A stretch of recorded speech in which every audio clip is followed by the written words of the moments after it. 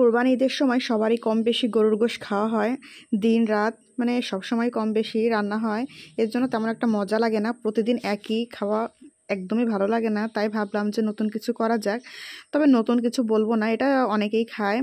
বিশেষ করে কালাভুনা। অনেকদিন ধরেই মন চাচ্ছিল কালাভুনা খাবো, আর কিন্তু ফ্রিজের গোশত দিয়ে কালাভুনা খেতে একদমই মজা লাগে না।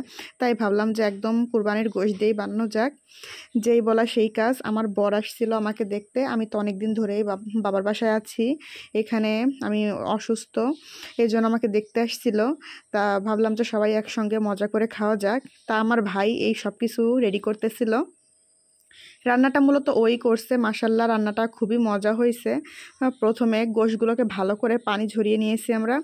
এরপর পানি ঝরিয়ে রাখার পরেও আসলে পানি গলছে। এরপর আবার সেগুলো ভালো করে পানি ছাড়িয়ে নিচ্ছিল।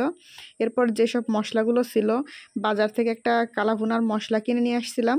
আর যা যা লাগে টুকটাক ঘরের মশলা, এগুলো দিয়েই বানাইছি মূলত। আমরা আসলে বানাইতে পারতাম না, তো ইউটিউব দেখেই প্রথমে দেখে নিছি কীভাবে বানাইতে হয়। ওই মতোই আর কি বানানো হচ্ছে। তা প্রথমবার যখন বানাইলো বাসায় ভালোই লাগছে। তা আমার ভাই রান্না করতেছে, দেখেন মাশাল্লাহ বলতে কেউ ভুলবেন না। ছেলে মানুষ হয়েও আমার আম্মুকে অনেক সাহায্য করে।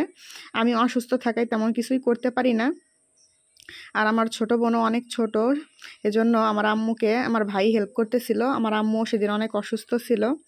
এই যত মশলা বানানো ব্লেন্ডারে এটাও আমার ভাই করছে। এরপরে এই যে যত মশলা ম্যারিনেট করা, এই সব কিছু ও করছে। আবার এই যে রান্না শুরু থেকে শেষ পর্যন্ত যেভাবে দেখতেছেন ওই মূলত করছে। মাঝে মাঝে আম্মু ওকে হেল্প করছে, আর আমি তো ভিডিও করতেছিলাম।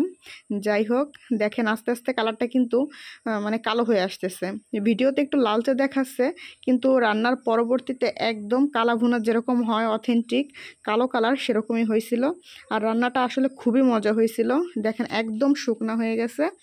তবে আরেকটু সিদ্ধ হইলে বেশি ভালো হতো। প্রথমবার রান্না করছি তো এজন্য। তবে খাইতে খারাপ হয়নি। এই যে আমার ছোটো বোন খাচ্ছিল, সবার থেকে রিভিউ নিচ্ছিলাম আসলে কেমন হয়েছে রান্নাটা। আমি নিজেও দেখতেছিলাম যে খুবই সুন্দর হয়েছে। শুধু আরেকটু যদি সিদ্ধ হইতো। প্রথমবার বানাইছি সলিড পিস দিয়ে বানাইছি, এরপরে বানাইলে চর্বিযুক্ত পিসও নিব, হাড্ডিও নিব, তাহলে আরও বেশি মজা হবে আশা করি। আর এই পাশে আমার বর বসেও খাচ্ছিল। ও চলে যাবে, তাই ও আগের দিনই চলে যেতে চাইছিল, কিন্তু আমরা জোর করে রাখছি যে যাতে দিব না। তারপরেই তো রান্না টান্না শেষ হলে সবাই একসঙ্গে বসে খাইছি। কি যে মজা হয়েছে বলে বোঝানো যাবে না। সবার কাছ থেকে আসলে মতামত নিচ্ছিলাম যে কেমন হয়েছে বলো, তোমাদের কেমন লাগলো ভিডিওটি অবশ্যই বলবা কিন্তু। আল্লাহ হাফেজ।